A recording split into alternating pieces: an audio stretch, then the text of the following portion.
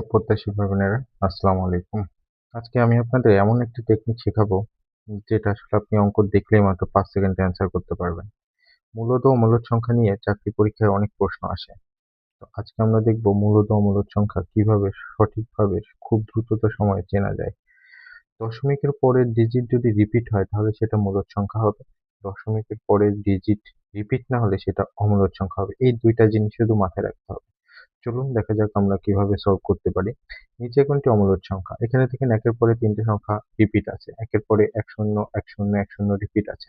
একের পরে ১-০-০ রিপিট আছে। বাট এখানে একের পরে ১০০ তারপরে ১০০০ অর্থাৎ এখানে রিপিট না। তার মানে এটা হচ্ছে অমূলদ সংখ্যা। ২ নম্বর প্রশ্নটা দেখি, নিচের কোনটি মূলদ সংখ্যা? অর্থাৎ মূলদ সংখ্যা কি বলছে? যদি রিপিট হয় তাহলে সেটা মূলদ সংখ্যা।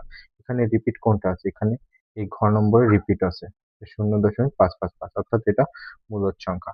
তারপরের প্রশ্নটা দেখি, নিচের কোনটি অমূলদ সংখ্যা? অমূলদ সংখ্যা কি বলছে? রিপিট না। তাহলে এখানে রিপিট না কোন সংখ্যাটি আছে? তাহলে সেই সংখ্যাটি হবে অমূলদ সংখ্যা। তো এটা যদি আপনারা পারেন তাহলে কমেন্ট করে জানান এবং এরকম নিত্য নতুন টেকনিক ফলো করতে পেজটি ফলো দিয়ে রাখুন এবং চ্যানেলটি সাবস্ক্রাইব করে রাখুন। তাহলে আপনারা ভিডিও আপলোড হলেই নোটিফিকেশন পাবেন।